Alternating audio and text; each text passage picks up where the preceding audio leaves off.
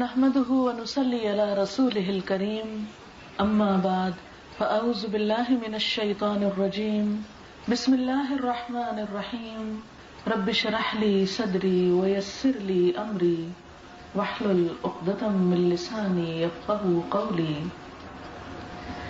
واضرب لهم مثل الحياة الدنيا كماء انزلناه من السماء فاختلط به نبات الأرض فأصبح هشيما تذروه الرياح وكان الله على كل شيء مقتدرا المال والبنون زينة الحياة الدنيا والباقيات الصالحات خير عند ربك ثوابا وخير أملا ويوم نسير الجبال وترى الأرض بارزة وحشرناهم فلم نغادر منهم أحدا وعرضوا على ربك صفا لقد جئتمونا كما خلقناكم أول مرة بل زعمتم أن لن نجعل لكم موعدا ووضع الكتاب فترى المجرمين مشفقين مما فيه ويقولون يا ويلتنا ما لهذا الكتاب لا يغادر صغيرة ولا كبيرة إلا أحصاها ووجدوا ما عملوا حاضرا ولا يظلم ربك أحدا وإذ قلنا للملائكة اسجدوا لآدم فسجدوا إلا إبليس كان من الجن ففسق عن أمر ربه أفتتخذونه وذريته أولياء من دوني وهم لكم عدو بئس للظالمين بدلا صدق اللہ العظیم. شروع کرتی ہوں اللہ کے نام سے جو بے انتہا مہربان نہایت رحم فرمانے والا ہے. ان لوگوں کے سامنے دنیا کی زندگی کی مثال بیان کیجیے کہ وہ پانی کی طرح ہے جسے ہم نے آسمان سے اتارا، پھر وہ زمین کی نباتات میں مل جاتا ہے، پھر وہ نباتات سوکھ کر چورا چورا ہو جاتی ہے جسے ہوائیں اڑائے لیے پھرتی ہیں. اور اللہ ہر چیز پر قدرت رکھنے والا ہے. مال اور بیٹے دنیا کی زندگی کی زینت رونق ہیں، اور باقی رہنے والی چیزیں نیکیاں ہیں جو تیرے رب کے ہاں ثواب اور امید کے اعتبار سے زیادہ اچھی ہیں. جس دن ہم پہاڑوں کو چلا دیں گے تم دیکھو گے زمین کو بالکل خالی ہو گئی، اور ہم ان سب کو اکٹھا کر لیں گے اور ان میں سے ہم کسی ایک کو بھی نہ چھوڑیں گے. وہ اپنے رب کے سامنے صف در صف پیش کیے جائیں گے. اللہ تعالیٰ فرمائیں گے تم آ گئے نا ہمارے پاس تنہا جیسے ہم نے تم کو پہلی مرتبہ پیدا کیا تھا، بلکہ تم نے تو یہ سمجھ رکھا تھا کہ ہم نے تمہارے لیے وعدے کی کوئی جگہ ہرگز مقرر ہی نہیں کی. اور کتاب رکھ دی جائے گی. تم دیکھو گے مجرموں کو کہ اس کتاب میں جو کچھ ہے اس سے ڈر رہے ہوں گے اور کہیں گے ہائے افسوس ہم پر، اس کتاب کو کیا ہو گیا ہے، نہ اس نے کوئی چھوٹی بات چھوڑی نہ بڑی چھوڑی، مگر ایک ایک کو شمار کر لیا. اور وہ اپنے سامنے کیا ہوا حاضر پائیں گے، اور تیرا رب کسی ایک پر بھی ظلم نہ کرے گا. جب ہم نے ملائکہ سے کہا کہ آدم کو سجدہ کرو تو سب نے سجدہ کیا سوائے ابلیس کے. وہ جنوں میں سے تھا، اس نے اپنے رب کی بات نہ مانی، اس کی نافرمانی کی. کیا پھر تم اس کو اور اس کی اولاد کو اپنا دوست بناتے ہو مجھے چھوڑ کر، حالانکہ وہ تمہارے دشمن ہیں. ظالموں نے کتنا برا بدل تلاش کیا. معزز خواتین، اس وقت میں نے آپ کے سامنے سورۃ الکہف کی آیت نمبر 45 سے 50 تک 5 آیات پڑھی ہیں اور ان کا ترجمہ مفہوم بھی آپ نے سنا. سورۃ الکہف قرآن پاک کی بہت اہم سورتوں میں سے ایک ہے جس کے پڑھنے کی بہت فضیلت ہے. خاص طور پر جمعہ کے روز اس سورت کا پڑھنا ایک مسنون عمل ہے، اور اس پر وعدہ بھی ہے کہ جو ہر جمعے پابندی کے ساتھ اس کو پڑھے گا اللہ تعالیٰ اس کے لیے ایک نور پیدا کر دیں گے. یعنی زندگی کے اندھیروں میں اسے ایک روشنی ملے گی کہ اسے اچھے اور برے کا فرق سمجھ میں آنے لگے گا، برائی اور بھلائی کی تمیز ہونے لگے گی۔ ایک اور روایت میں پتہ چلتا ہے کہ جو شخص اس کی پہلی 10 آیات اور آخری 10 آیات پڑھے گا تو فتنہ دجال سے محفوظ رہے گا۔ دجال کیا چیز ہے؟ دجال جس کے بارے میں ہر نبی نے اپنی امت کو خبردار کیا، اور نبی صلی اللہ علیہ وسلم نے خاص طور پر قیامت کی نشانیوں میں سے ایک نشانی ہے، ایک ایسا فتنہ ہوگا جو ہر ایک کو اپنی لپیٹ میں لے لے گا سوائے اس کے جو واقعی ایمان پر بہت پکا ہوگا۔ اس کی بڑی نشانیوں میں سے ایک یہ کہ مثال کے طور پر وہ ایک شخص کو 2 ٹکڑے کرے گا، پھر لوگوں کے سامنے اس کو جوڑ کے دکھا دے گا تو لوگ اس پر ایمان لے آئیں گے کہ ہاں یہ سچا ہے۔ وہ لوگوں کے ایمان کا دشمن ہوگا۔ بہرحال جو اس صورت کو پڑھے گا اس کے فتنے سے، اس کے دھوکے میں آنے سے محفوظ رہے گا۔ اس صورت کے اندر اللہ تعالیٰ نے 4 واقعات بیان کیے ہیں، اور ہر واقعے کی جو بنیادی تھیم ہے یا مقصد ہے وہ لوگوں کے دلوں سے دنیا کی محبت کم کرنا ہے۔ دنیا کیا چیز ہے؟ نبی صلی اللہ علیہ وسلم نے اسے سمندر کے مقابلے میں ایک قطرے سے تشبیہ دی کہ آخرت سمندر ہے اور دنیا ایک قطرہ۔ کبھی آپ سمندر پر بیچ پر گئے ہوں گے، وہاں کھڑے ہو کر اس حدیث کو یاد کیجئے کہ اتنا چاروں طرف پھیلا ہوا سمندر دور دور تک، اور موقع ملے تو کبھی اس کے پانی میں ہاتھ ڈال کر ایک قطرہ ہاتھ پہ ٹپکائیے، ہاتھ کی طرف بھی دیکھیے اور اس سمندر کو بھی دیکھیے۔ ہمارے پاس دنیا میں سے جو کچھ بھی ہے، مال ہو، دولت ہو، دنیا کی عیش و عشرت ہو، آرام ہو، سکون ہو، خوشیاں ہو، کچھ بھی ہو، آخرت کے مقابلے میں بس صرف ایک قطرہ، 1 ڈراپ آف واٹر۔ اس قطرے کی کیا حیثیت ہے؟ کچھ بھی تو نہیں۔ لیکن ہمارا دھوکہ یہ ہے کہ ہماری نگاہیں جو قطرے میں اٹکی تو سمندر بھول گیا، اس کی طرف توجہ نہیں دی، اس کے لیے فکر نہیں کی۔ تو بہرحال اللہ تعالیٰ نے لوگوں کے لیے قرآن پاک میں طرح طرح کی مثالیں بیان کی ہیں تاکہ بات آسانی سے سمجھ آ جائے۔ لوگ اپنی حقیقت، اس دنیا کی حقیقت اور اپنے انجام کے بارے میں فکر کریں، کیونکہ مشکل یہ ہے کہ ہم سب ایک ایسے انجام کی طرف بڑھ رہے ہیں جہاں سے کوئی واپسی نہیں۔ وہاں ہر شخص اپنے ساتھ جو کچھ لے کر جائے گا، جو اعمال بھی، وہی اس کے لیے اچھے یا برے انجام کا سبب بنیں گے۔ وہاں پہنچ کر اس سامان میں کوئی تبدیلی نہیں ہو سکتی، کوئی چینج نہیں ہو سکتا، کوئی ساتھ کام نہیں آ سکتا۔ دوست، رشتہ دار، عزیز، قریب، قرآن پاک میں آتا ہے لا يسأل حمیم حمیما، کوئی دلی دوست، حمیم کہتے ہیں کھولتے ہوئے پانی کو بھی، ایسے دوست کے لیے آتا ہے جو دوست کی محبت میں بہت ہی گرم جوشی دکھائے۔ فرمایا کہ قیامت کے دن ایسا گرم جوشی دکھانے والا دوست پوچھے گا بھی نہیں، لا يسأل، پوچھے گا بھی نہیں۔ عزیز رشتہ داروں کا حال کیا ہوگا؟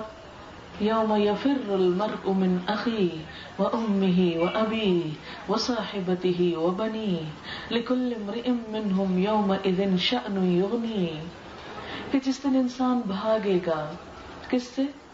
من اخی، اپنے بھائی سے، وامہ، اپنی ماں سے، وابی، اپنے باپ سے، وصاحبتہ، اپنی بیوی سے، وبنی، اپنے بیٹے سے۔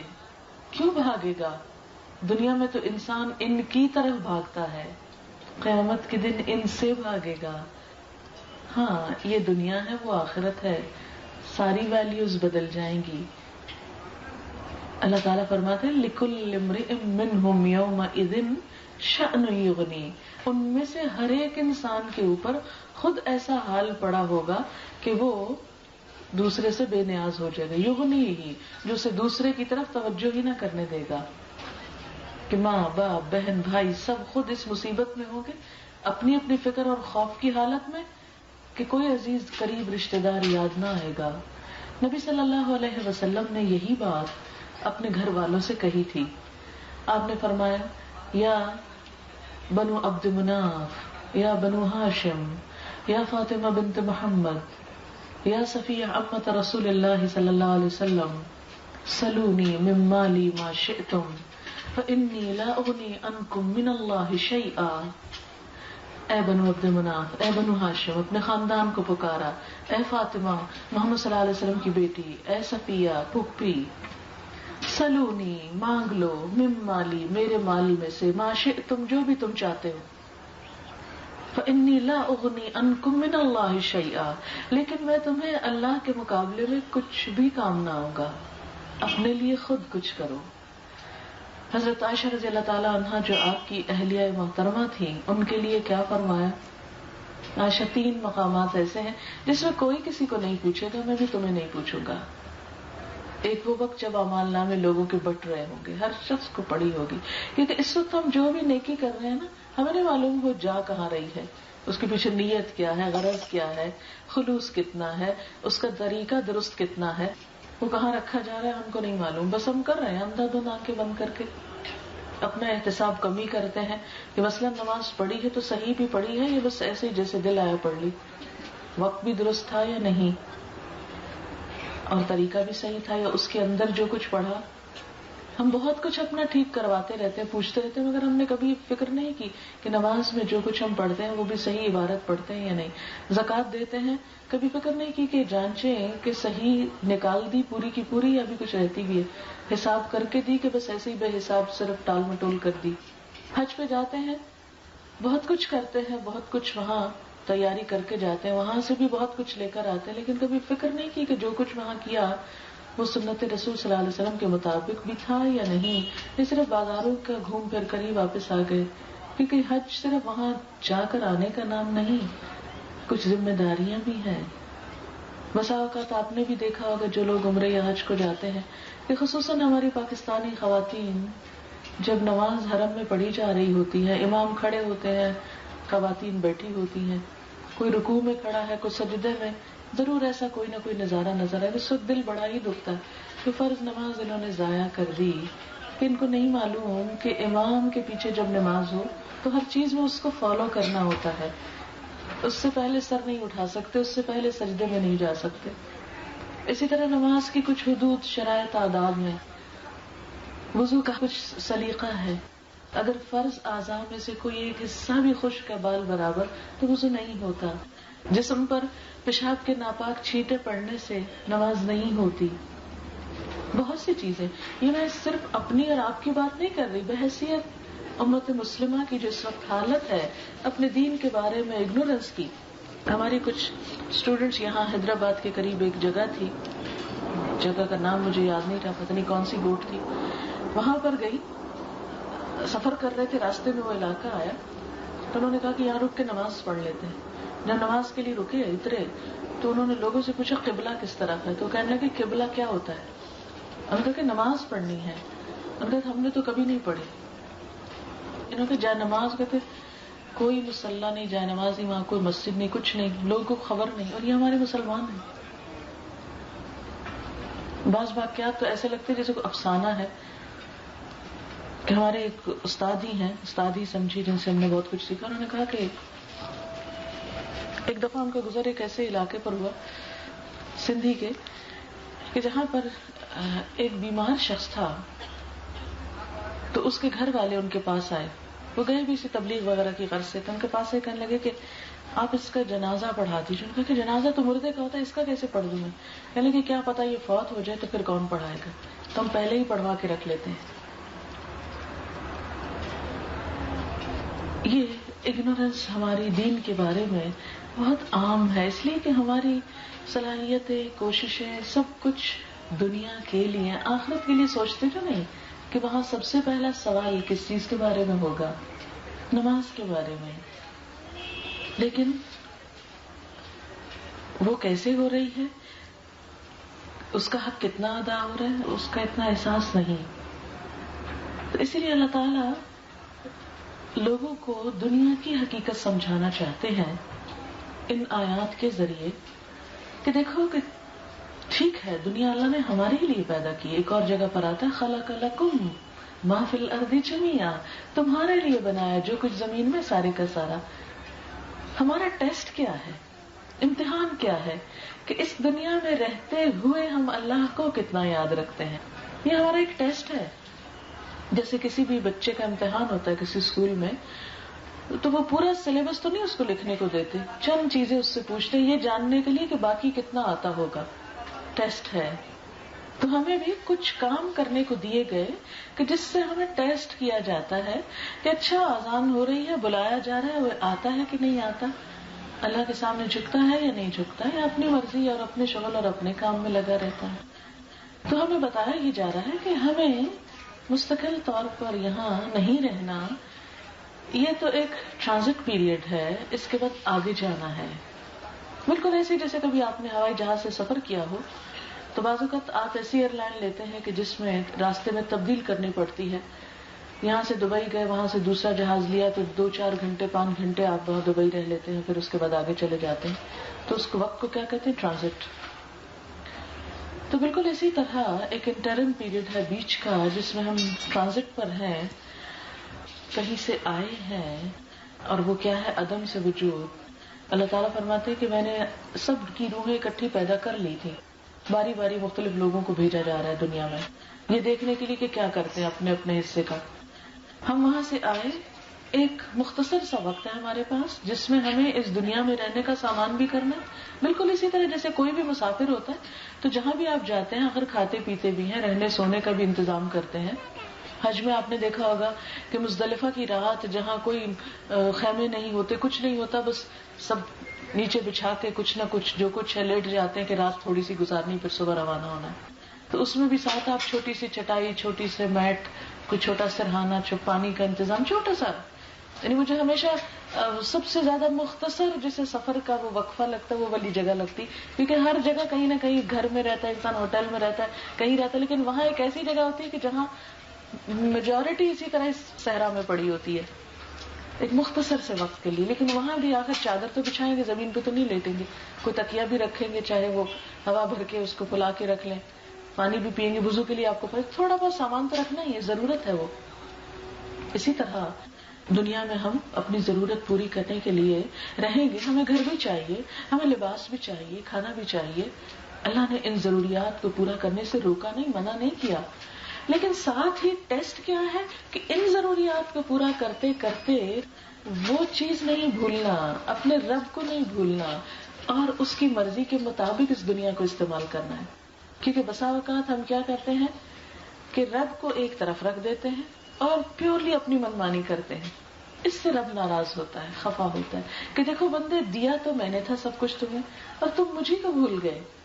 دنیا میں جب کوئی انسان کسی کے ساتھ ایسا کرے, کسی انسان کے ساتھ, تو اس کو نمک حرامی بولا جاتا ہے کہ اگر نمک حرام ہے, گناہ شخص اتنے احسان کیے اور وہ اس نے پلٹ کے پوچھا بھی نہیں. یہ بالکل ایسے جیسے بعض اوقات بچوں کو ماں باپ پڑھاتے لکھاتے سکھاتے سب کچھ کرتے, وہ امریکہ جا بیٹھتے ہیں, مڑ کے خبر بھی نہیں لیتے کہ ماں باپ جیے کہ مرے. کئی ایسے واقعات ہوتے ہیں. تو ایسے ماں باپ کا کیا حال ہوتا ہے, کڑتے جلتے رہتے ہیں کہ پوچھا ہی نہیں. بعض اوقات اپنے ہی شہر میں ہوتے ہیں, شادی کر دیتے ہیں, پلٹ کے ماں باپ کو بھول جاتے ہیں, اپنی ہی دنیا آباد کر بیٹھتے ہیں. تو کوئی بھی شخص کسی ایسے انسان کو جو ایسی نمک حرامی کرے اچھا نہیں کہتا. کوئی بھی شخص ایسے شخص کو اپریشیٹ نہیں کرتا کہ جو اس قسم کا معاملہ کرنے والا ہو. تو بالکل اسی طرح اللہ تعالیٰ نے ہم کو بہت کچھ دیا.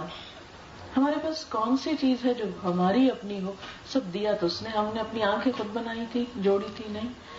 اپنے دانت خود لگائے تھے؟ نہیں. آپ نے دیکھا ہوگا ذرا سے خراب ہوتے ہیں اور جائیں ڈینٹسٹ کے پاس, پھر آپ دیکھیں کہ مصنوعی دانت جو لگتے ہیں اس پہ کتنی پونجی اٹھتی ہے, کتنے مہنگے ہوتے ہیں, اور تکلیف کتنی ہوتی ہے جب فکس کرائے جاتے ہیں.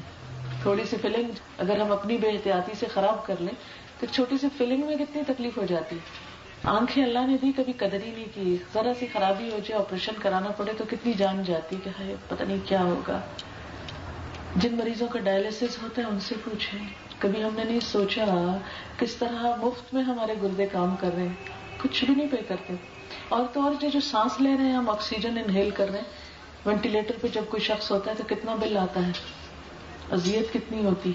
تکلیف کتنی ہوتی ہے کہ نالیاں جب سانس کی لگی ہوئی ہوتی ہیں اور مصنوعی سانس دیا جا رہا ہوتا ہے. اتنی بے شمار نعمت، ہر چیز تو اللہ نے دی اور مفت میں دی، اور پھر ہم اسی کو بھول جائیں.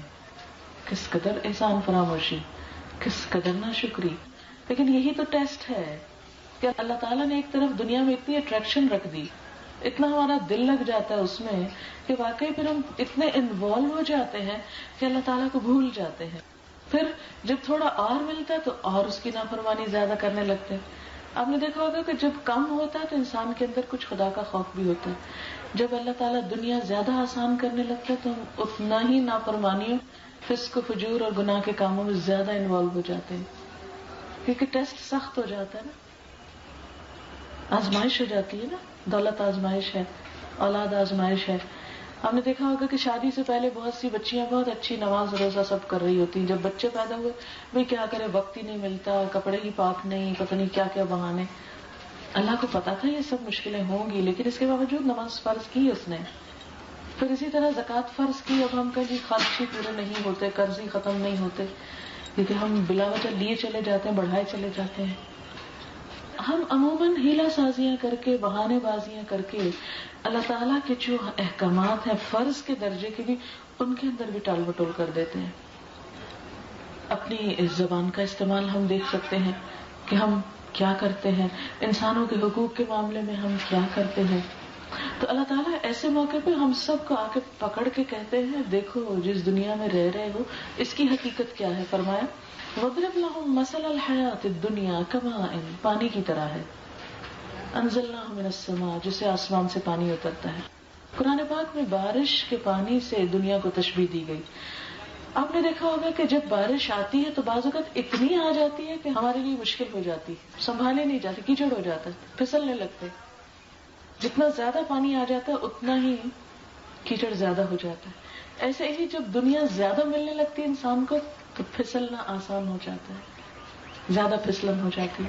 پھر کیا ہے کہ بارش بھی ہم سے پوچھ کے نہیں آتی، اچانک آ جاتی ہے. اسی طرح دنیا میں اچانک آ جاتی ہے. بعض اوقات یہ ہوتا ہے کہ ہم ترسے ہوتے ہیں کہ بارش برسے اور دعائیں بھی مانگتے ہیں مگر بارش نہیں برستی. ہماری مرضی سے نہیں آتی بارش، اللہ کے فیصلے سے آتی. تو اسی طرح دنیا بھی ہماری مرضی سے نہیں آتی. بعض اوقات سب کچھ ہوتا ہے لیکن وہ نہیں ملتا جو ہم چاہتے ہیں. لیکن جن کو مل جاتا ہے وہ ان کے لیے بھی آزمائش ہو جاتی. فرمایا دنیا کی مثال ایسی ہے جیسے پانی برسا اور پودوں میں شامل ہو گیا. اب آپ دیکھیں جتنے بھی یہ گرین پودے آپ کے سامنے ہیں یہ سب زندہ ہیں پانی کی وجہ سے. اگر ان کا پانی خشک ہو جائے تو یہ ڈرائی ہو جائے، جل بن جائے، اور بالآخر ہو بھی جاتا ہے. یہ کچھ عرصے یہ ہرے بھرے رہتے ہیں، دنیا کی رونق خوب ہوتی ہے، پھر اس کے بعد آہستہ آہستہ ہر چیز اپنے اختتام کو پہنچ جاتی. آپ دیکھیں بڑی سے بڑی محفل سجا رہے ہیں، مثلاً اس وقت ہم بیٹھے ہوئے ہیں، کیا رونق ہے، کیا سب کچھ بڑا اچھا لگ رہا ہے. لیکن کل اس وقت اگر آپ یہاں آ کر بیٹھے تو کیا یہی کچھ ہوگا؟ کسی بھی بڑی سے بڑی مجلس کا آپ تصور کر لیں، بڑی سے بڑی پارٹی جس کو آپ نے بہت انجوائے کیا ہو، کتنی دیر رہتی؟ چند گھنٹے. اس کے بعد ڈپریشن آنے لگتا ہے، سب چلے گئے، اداسی ہو گئی، ویرانی ہو گئی، سب بکھر گئے، چھٹ گئے. جو کچھ ہمیں ملتا ہے اس کا بھی یہی ہوتا ہے. کوئی کپڑا ہم خریدتے ہیں شروع میں بہت خوبصورت نیا نیا لگتا ہے، کچھ دن کے بعد حتیٰ کہ آپ نے دیکھو کہ عروسی جوڑا کتنا مہنگا ہوتا ہے، کتنے چاو سے بنتا ہے، کتنے چکر بازار کے لگتے ہیں اس کو بنوانے میں، وقت مال پیسہ ہر چیز اس پہ لگتی. لیکن ایک دفعہ اور دو دفعہ پہننے کے بعد سب سے برا وہی جوڑا لگتا ہے، بالکل پہننے کو دل نہیں کرتا. کہ لو اب ایک دفعہ پہن لیا شادی پر، اس کی شادی پہ اور تیسری پہ تو سوال ہی پیدا نہیں ہوتا کہ کسی اور اس کو استعمال کرے. اور کیا ہوتا ہے ایسے کا تیسا اٹھا کے یا کسی کو دے دیتے ہیں یا پڑا گلتا سڑتا رہتا ہے. کتنا خوبصورت، اور جس دن پہنا تھا اس دن تو کوئی مقابلے پہ ہی نہیں تھا. کتنی زبردست رونق تھی نا اس کی، کیا چہل پہل، کیا حسن تھا. اسی طرح بیوٹی پارلر پہ کئی گھنٹے بیٹھ کے کس طرح سج بن کے جب گھنٹے دو گھنٹے کی نمائش کر چکتے ہیں اس کے بعد جب منہ دھوتے ہیں سب رونق ختم ہو جاتی ہے، اصلیت پہ لوٹ آتے ہیں. کوئی بھی چیز باہر آتی ہے، پھول خوب کھلتے ہیں، کچھ دیر کے بعد کیا ہوتے ہیں، ختم ہو جاتے ہیں. ہم پھول خرید کر لاتے ہیں، لگاتے ہیں، سجاتے ہیں، بہت اچھے لگتے ہیں. 1-2 دن کے بعد آپ دیکھیں ان کے اندر سے خوشبو کی وجہ اسمیل آنے لگتی، پھر ہم کہتے ہیں اٹھا پھینکو اس کو. کبھی آپ تجربہ کریں، میں کبھی پھول لگانے اور اٹھانے کو کمپیئر کرتی ہوں تو دل پہ کچھ گزرتی ہے ہمیشہ میرے. اتنے شوق سے لگاتی ہوں، اور جب اس بنچ کو اٹھا کے بن میں ڈالنے کا وقت آتا ہے تو مجھے یوں لگتا ہے جیسے کوئی مردہ دفن ہو رہا ہو. رونق کا وقت ختم ہو گیا. اتنا مختصر سا تھا، 2 دن 3 دن میکسیمم، ہفتہ بس ختم. پھر وہ بوجھ ہو جاتے ہیں، وہ بن میں بھی نہیں سماتے، توڑ پھوڑ کے ان کو اندر گھساتے ہیں کہ کسی طرح جان چھوٹ جائے ان سے. دنیا کی زندگی بس ایسی ہی رونق، ایک پانی جو نباتات میں مل جائے، کچھ دن ہرے بھرے باغات، ہرے بھرے نباتات، پھول پھل اتنے خوبصورت لگتے ہیں کہ انسان سمجھتا ہے ہمیشہ یہ سب کچھ رہے گا، اور اس میں مست ہو کر ہم بجائے اس کے کہ اللہ کو یاد کرے، اس کی یاد ہے، اس سے محبت میں اضافہ ہو کہ واہ رے قدرت، کون ہے تو جس نے یہ سب کچھ بنایا، ہم عموماً ان رنگینیوں میں کھو کر اسی کی نافرمانی کرنے لگتے ہیں. یہ ہماری عام عادت ہے. وہ ہم تو جب کرم کرتا ہے تو ہم اسی کو ناراض کرتے ہیں. پھر کیا ہوا؟ فَأَصْبَحَ هَشِيمًا، ٹوٹ پھوٹ گیا، چورا چورا ہو گیا. تَذْرُوهُ الرِّيَاحُ، اب پتے گلے سڑے ہوائیں اڑائے پھرتی ہیں، تنکے بن کے خس و خاشاک کی طرح پانی میں بہہ جاتا ہے. یہی دنیا کا حال ہوتا ہے. آپ دیکھیں کہ جب ہم چیزیں خرید کے لاتے ہیں نا کچن کی، گھر میں کتنی خوبصورت لگتی ہے، لا کے نکال کے رکھتے ہیں، رنگ برنگ کا فروٹ ہوتا ہے، خوبصورت پیکنگ ڈبوں میں چیزیں ہوتی ہیں. اس کے بعد اگلی صبح کو دیکھیں تو وہ کوڑا بن کر گھر سے باہر جا رہا ہوتا ہے. سب کچھ کوڑا بن جاتا ہے، کچھ پیٹ میں جا کے کوڑا بن جاتا ہے، اور کچھ ان کے چھلکے کوڑے کی ٹوکری میں جا کے کوڑا ہو جاتا ہے. کوئی چیز باقی رہتی کچھ بھی. اگر آپ چھوڑ دیں اس کو گھل لگ جاتا ہے، کیڑا لگ جاتا ہے، باسی ہو جاتی، جل سڑ جاتی، وہ بھی بیکار ہو جاتی. ہر چیز کا انجام یہی ہے. یہی حقیقت اللہ تعالیٰ سمجھا رہے ہیں کہ اس دنیا کی رونق میں اس طرح محو نہ ہو کہ انجام کو بھولو. انجام کو یاد رکھو، اسے استعمال ضرور کرو، فائدہ اٹھاؤ، مگر اس میں دل نہ اٹکاؤ. یہ دل لگانے کی چیز نہیں کہ اس کی وجہ سے اپنے رب کو ناراض کر دو.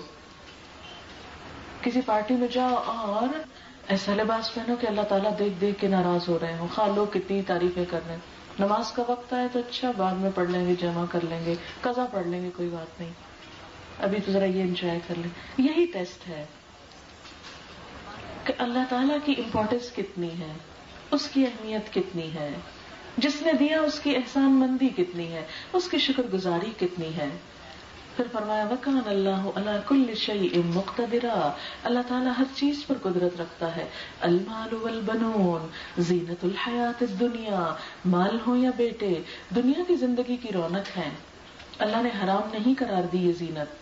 قرآن پاک میں ایک دوسری جگہ آتا ہے قُلْ مَنْ حَرَّمَ زِینَةَ اللَّهِ الَّتِي أَخْرَجَ لِعِبَادِهِ، آپ ان سے کہہ دیجئے کہ اللہ کی زینت کو جو اس نے اپنے بندوں کے لیے پیدا کی کس نے حرام قرار دی ہے.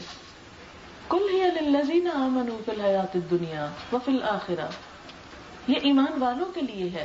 اس سے روکا نہیں گیا، منع نہیں کیا گیا کہ تم استعمال نہ کرو، لیکن اس کے ساتھ ساتھ آخرت کے لیے بھی تیار کرنا ہے، آئندہ کے لیے بھی بچا کے رکھو. جیسے دنیا میں ہم کرتے ہیں کہ جو مثلاً آپ نے اگر کوئی بزنس کیا، پروفٹ آیا تو اب یہ تو نہیں کرتے سارا ہی کھا پی جائیں، سب ختم کر دیں. اگر کوئی ایسا کرے تو سروائیو نہیں کر سکتا. وہ کیا کرتا ہے، اس سے کچھ فائدہ اٹھاتا ہے اور کچھ باقی آئندہ کے لیے رکھ لیتا ہے. فرمایا تمہیں یہی کرنا ہے، جو کچھ تمہیں ملا ہے اسے یہاں استعمال کرو، انجوائے کرو، فائدہ اٹھاؤ، لیکن کچھ بچا کے آخرت کے لیے بھی بھیج دو. والباقیات الصالحات، باقی رہنے والیاں نیکیاں ہیں. کس طرح؟ اسی مال سے نیکی کمائی جائے گی، انہی بچوں سے نیکی کمائی جائے گی.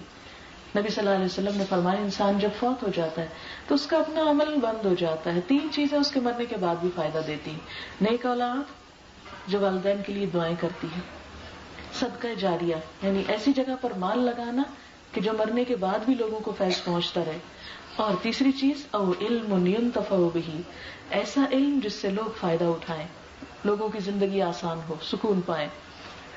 یہ 3 چیزیں باقی رہ جاتی ہیں، باقی اعمال نامہ بند ہو جاتا ہے. اصل نماز روزہ ختم ہو گیا، یہ چیزیں فائدہ دیں گی. اب اسی لیے تو یہاں پر فرمایا کہ المال والبنون زینت الحیات الدنیا. کوئی حرج نہیں، مال کماؤ، تجارت کو عبادت قرار دیا گیا.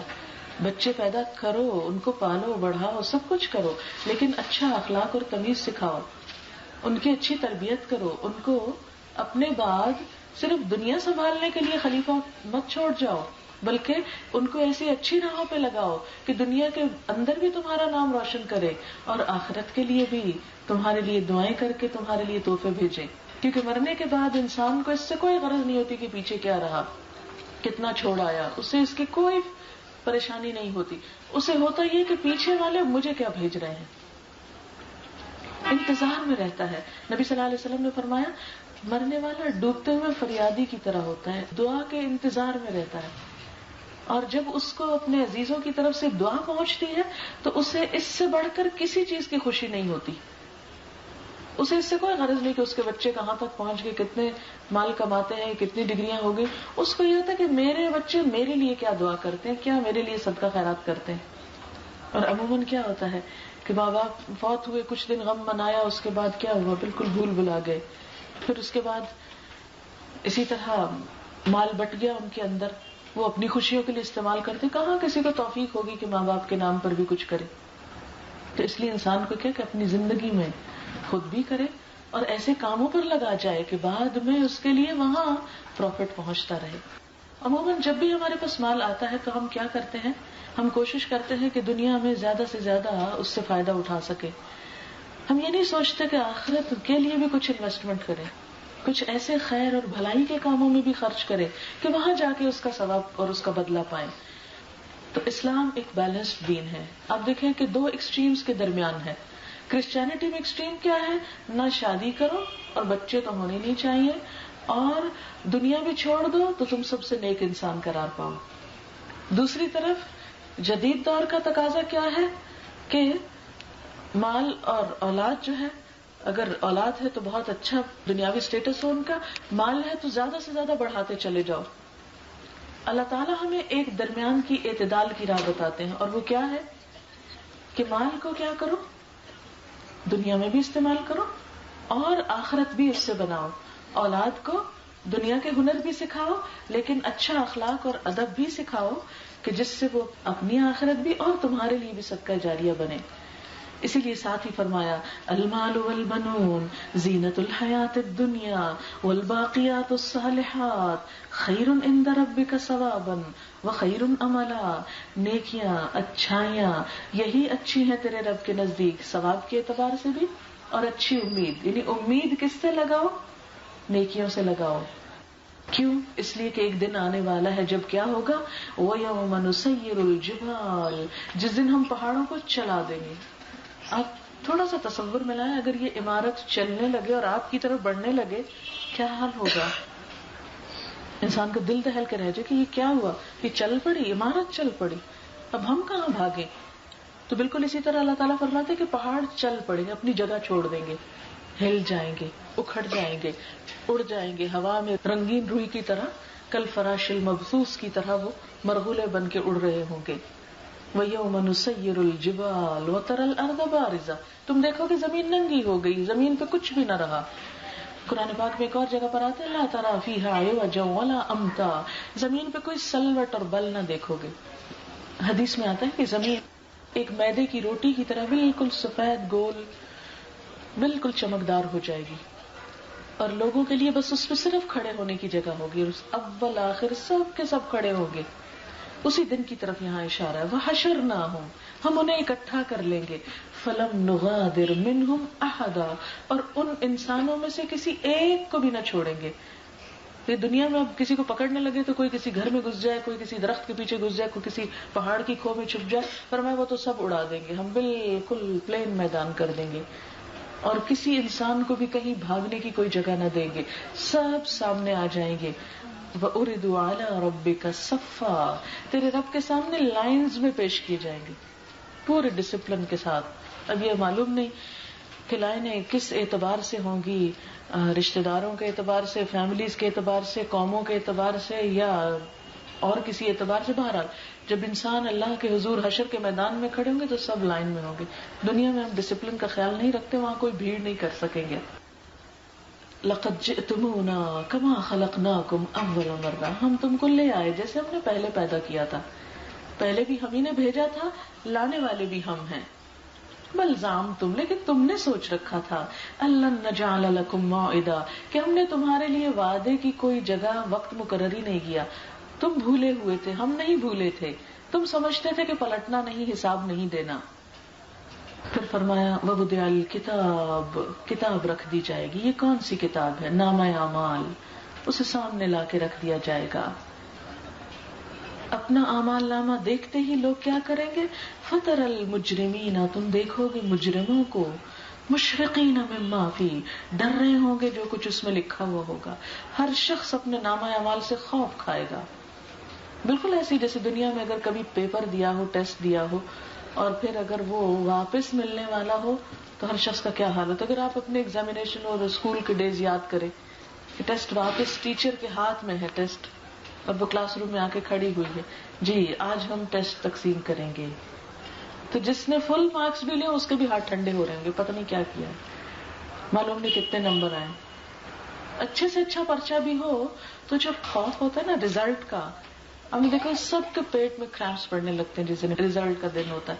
اب کتنا بھی اچھا آپ نے کام کیا ہو پھر بھی ایک فکر ہوتا ہے, پتہ نہیں کیا ہوتا ہے, پیٹ درد ہونے لگتا ہے, معلوم نہیں کیا ہے.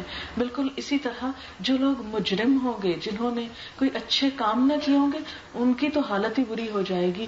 مشفقین مما فی ویقولون, اور کہہ اٹھیں گے یا ویلتنا, ہائے ہماری بربادی, مال ھذا الکتاب, اس کتاب کو کیا ہوا, لا یغادر صغیرۃ ولا کبیرہ, اس نے نہ چھوٹی چیز چھوڑی نہ بڑی چھوڑی, الا احصاها, مگر اس کو گن کے رکھا ہے, شمار کر کے رکھا ہے. یعنی ایک ایسی شیٹ سامنے لائی جائے گی جس میں پوری زندگی کے کام گن کے رکھے ہوئے ہوں گے.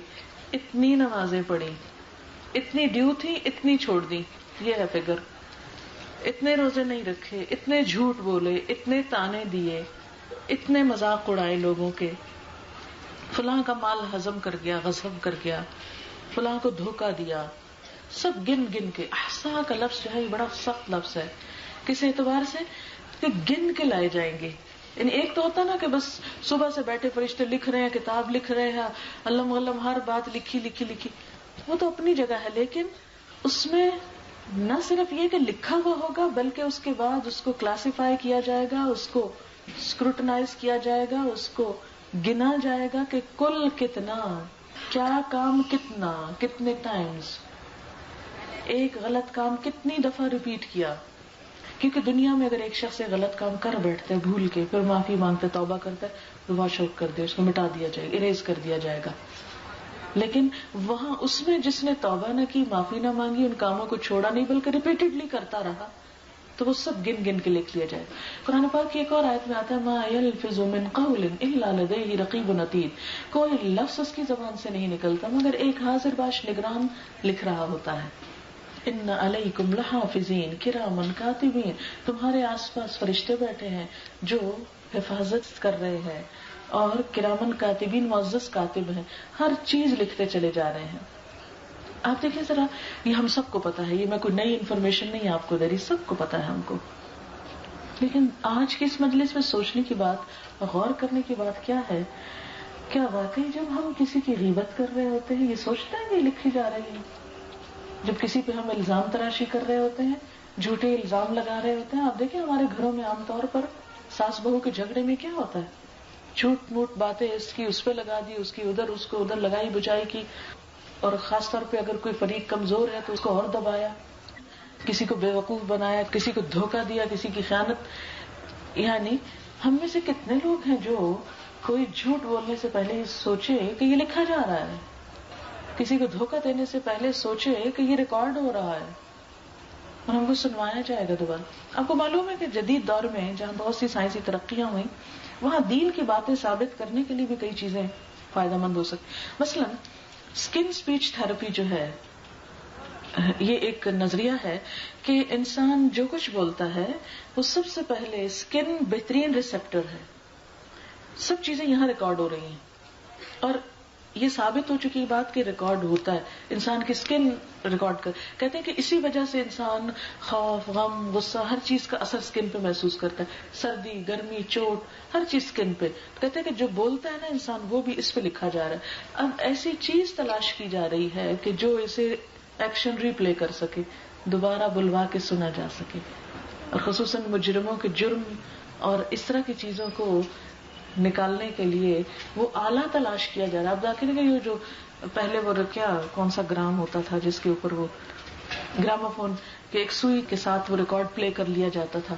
اب انسان کی اسکن پہ تو سوئی چلنے سے تو زخمی کر دے گی اس کو، تو ایسی ہی سوئی کوئی تلاش کی جا رہی ہے کہ جو اسکن پہ چل کے انسان کے گزشتہ سب باتوں کو ریپلے کرا سکے.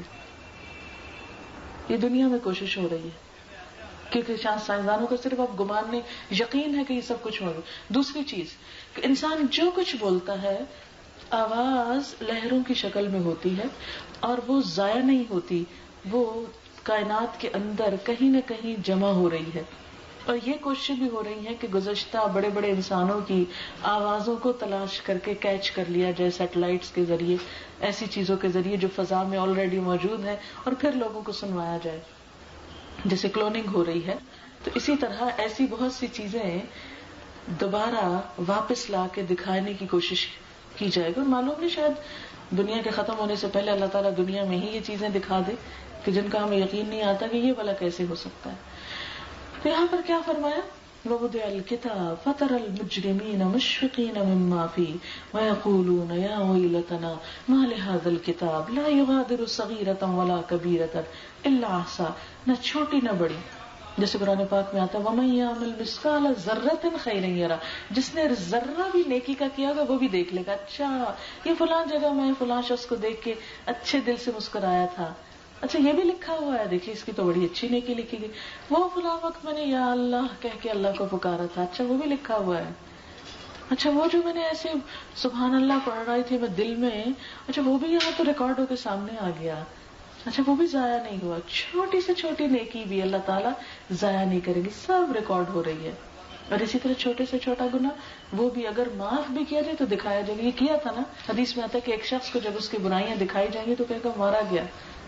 انکار تو کوئی کر نہیں سکے گا، ود پروفس ہر چیز سامنے ہوگی. اب دیکھیں اس دور میں تو ویڈیو سے ہم ہر اپنے ہی ایکشن بار بار دیکھتے چلے جاتے ہیں، کوئی نئی بات تو نہیں ہے، یہ تو سب کی سمجھ میں آتا. اگر انسانوں کے بنائے ہوئے کیمرے اتنے پاورفل ہو گئے ہیں کہ چھوٹی چھوٹی آواز اور چھوٹی چھوٹی چیز کو ریکارڈ کر لیتے ہیں مائنیوٹ ڈیٹیل کے ساتھ، کلر اسکیم کے ساتھ، تو اللہ تعالیٰ کے لیے کیا مشکل ہے کہ وہ ایسی چیزیں نہ بنا سکے. پھر فرمایا وَوَجَدُوا مَا عَمِلُوا حَاضِرًا، اپنا کیا سب حاضر پائیں گے. وَلَا يَظْلِمُ رَبُّكَ أَحَدًا، اور تیرا رب کسی پہ ظلم نہ کرے گا. ظلم کیا؟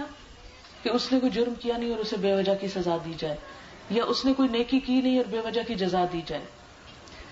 اور پھر وَإِذْ قُلْنَا لِلْمَلَائِكَةِ اسْجُدُوا لِآدَمَ، ہم نے ملائکہ سے کہا تھا کہ آدم کو سجدہ کرو. فَسَجَدُوا، سب نے کیا الا ابلیس، ابلیس نے نہ کیا. کیوں نہ کیا؟ سورۃ الاعراف میں آتا ہے اس نے کہا انا خیر منہ، میں انسان سے زیادہ اچھا ہوں. خلقتنی من نار وخلقتہ من طین، مجھے تو نے آگ سے پیدا کیا، اس کو مٹی سے پیدا کیا، میں بھلا اس کے آگے کیوں جھکوں. مرنے کے بعد تو مٹی میں ڈیکمپوز ہو جاتا ہے انسان، مٹی بن جاتا ہے، اور وہی مٹی زمین سے اوپر نیچے ہوتی رہتی، اڑتی رہتی ہوا میں، کہاں سے کہاں انسان پہنچ جاتا ہے. لیکن تکبر ابلیس کو بڑا عبادت گزار تھا، لیکن عبادت کا بڑی اپنی نیکی کا بھی تکبر تھا اس کو کہ مجھے کیا چیز نقصان دے سکتی ہے، میں تو اتنا نہیں. ہمارے یہاں بھی بازو کہتی ہوتا ہے نا کہ ہم چھوٹا سا کوئی اچھا کام کر لیں پھر ہم بھول جاتے ہیں. ہم کہتے لو اتنا صدقہ خیرات کیا، اتنی فلاں نمازیں پڑھی، اب اتنی بات پہ مجھے پکڑ لیا گا اللہ تعالیٰ. نہیں نہیں کوئی بات نہیں.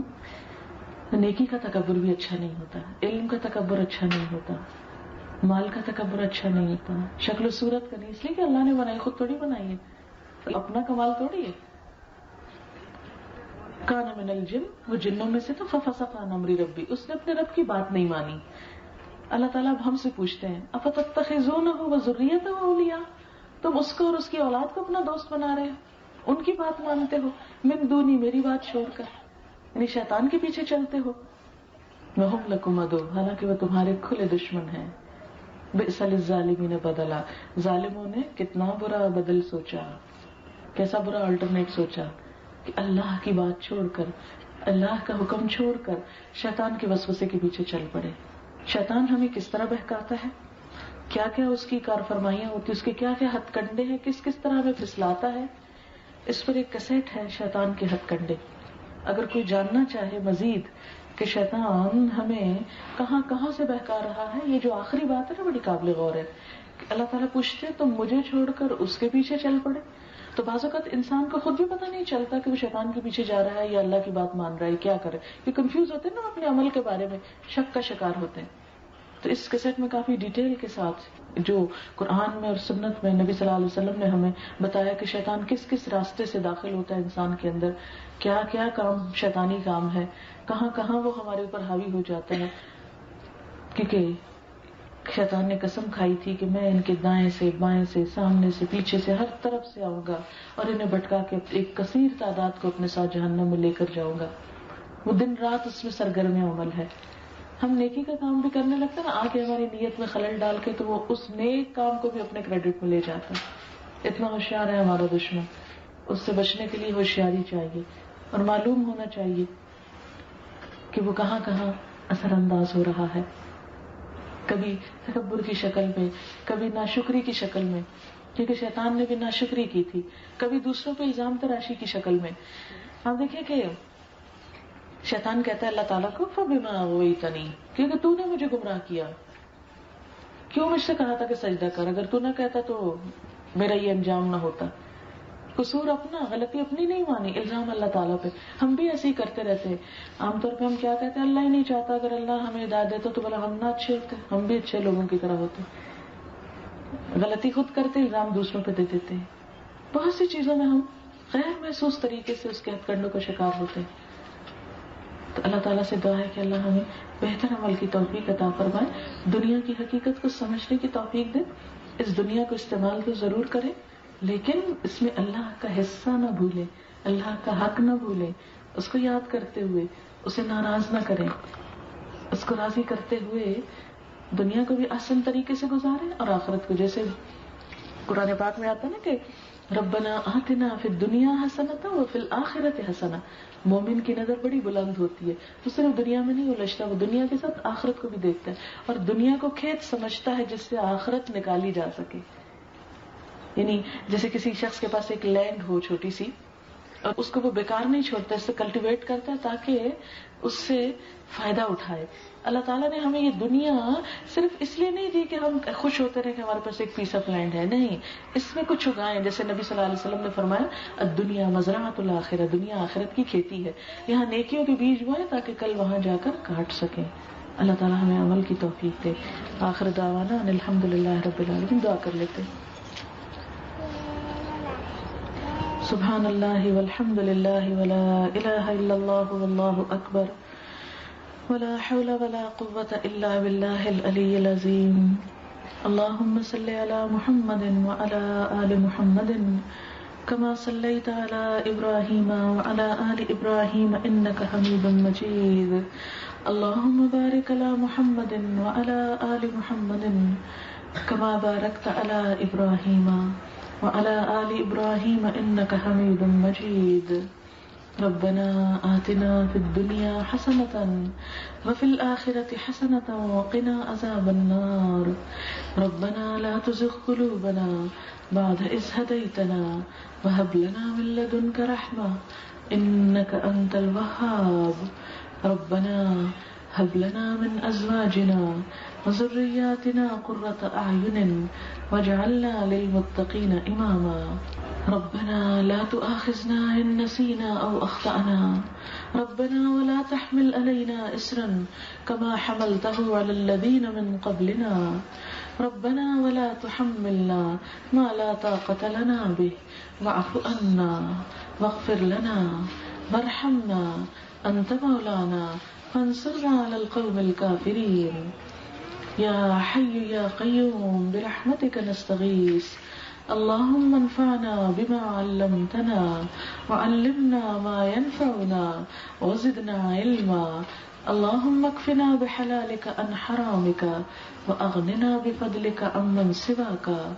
لا الہ الا اللہ انت الحلیم الکریم سبحان اللہ رب العرش العظیم والحمد للہ رب العالمین رب نسألک موجبات رحمتک وعزائم مغفرتک والغنیمة من كل بر والسلامة من كل اسم لا تدع لنا ذنبا إلا غفرته ولا هما إلا فرجته ولا حاجة هي لك ردا إلا قضيتها يا أرحم الراحمين.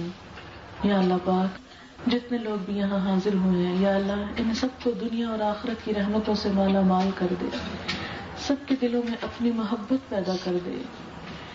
یا اللہ جنہوں نے اس مجلس کا اہتمام کیا ان کے لیے اس کو صدقہ جاریہ بنا دے. یا رب العالمین تو ہمیں اپنی محبت، اپنے حبیب محمد صلی اللہ علیہ وسلم کی محبت عطا فرما. یا اللہ ہمارے دلوں میں نیکیوں کا شوق پیدا کر دے. اللہ ہم دنیا کو اتنی اہمیت دیں جس کے یہ قابل ہے اور آخرت کو اتنی اہمیت دیں جتنی اہمیت کے قابل آخرت ہے. یا رب العالمین ہم دنیا میں الجھ کر نہ رہ جائیں. یا رب العالمین ہم اس دنیا سے اپنی آخرت بنانے کی فکر کریں. یا اللہ ہمارے دلوں کو نرم کر دے، ہمارے دلوں میں قرآن کا نور پیدا کر دے. یا اللہ شیطان کے وسوسوں سے بچا. یا رب العالمین ہمارے دلوں کو ہدایت پر جما دے. یا رب العالمین ہم سب کی اولادوں کو ہدایت عطا فرما. ہمارے بچوں کو ہماری آنکھوں کی ٹھنڈک بنا، انہیں دنیا اور آخرت کی کامیابی عطا فرما. ہمارے تمام عزیزوں، دوستوں، رشتہ داروں کی دنیا اور آخرت کی بھلائیاں عطا فرما. بیماروں کو صحت کاملہ عطا فرما. یا اللہ ہمارے والدین پر اپنی رحمت فرما. رب ارحمہما کما ربیانی صغیرا. یا اللہ جتنے بھی لوگ دکھی ہیں، تکلیف میں ہیں، پریشان ہیں، ان کی پریشانی دور فرما.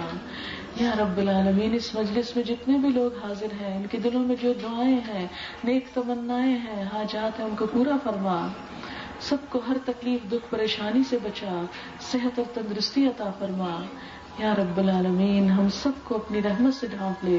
ہمارا خاتمہ خیر کے ساتھ کرنا، ایمان کے ساتھ کرنا، مرتے وقت کلمہ نصیب کرنا، جنت الفردوس میں جگہ عطا فرمانا، صالح نیک اپنے پسندیدہ بندوں کی ہمراہی عطا فرمانا، نبی صلی اللہ علیہ وسلم کی شفاعت نصیب فرمانا، حوض کوثر میں آپ کے ہاتھوں پانی پلانا. یا اللہ حشر کے سخت حساب سے بچا لینا، تو ہمیں بے حساب ہی جنت میں بھیج دینا. یا اللہ تو ہم پر اپنی رحمت فرما، ہم سے وہ کام لے لے جس سے تو ہم سے راضی ہو جائے. ربنا تقبل منا انك انت السميع العليم وتب علينا انك انت التواب الرحيم. وصلى الله تعالى على خير خلقه محمد وعلى آله وأصحابه وأهل بيته أجمعين برحمتك يا أرحم الراحمين. إلهي آمين. سبحانك اللهم وبحمدك نشهد ان لا الہ الا انت نستغفرك ونتوب الیک. یا اللہ اس گھر پر اپنی خیر و برکت اور رحمت نازل فرما. ربنا تقبل منا انك انت السميع العليم وتب علينا انك انت التواب الرحيم. وصلى الله تعالى على خير خلقه محمد وعلى آله وأصحابه وأهل بيته أجمعين برحمتك يا أرحم الراحمين. إلهي آمين. سبحانك اللهم وبحمدك نشهد أن لا إله إلا أنت نستغفرك ونتوب إليك. والسلام عليكم ورحمة الله وبركاته.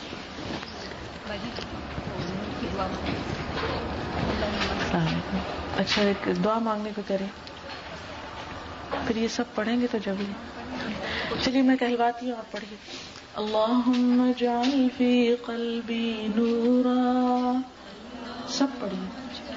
یہ نور کی دعا ہے. آپ دیکھیں کہ نور اگر انسان کو مل جائے تو ہر چیز آسان ہو جاتی. روشنی اور اندھیرے میں بہت فرق ہے.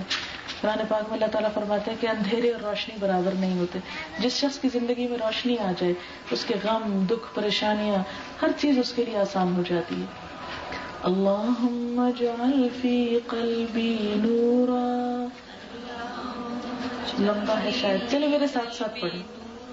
وفی بصری نورا وفی سمعی نورا وعن یمینی نورا وعن یساری نورا وفوقی نورا وتحتی نورا واجعل فی نفسی نورا وفی لسانی نورا جسدي نورا ولحمي نورا ودمي نورا وشعري نورا وبشري نورا واجعل في نفسي نورا وأعزم لي نورا اللهم آتني نورا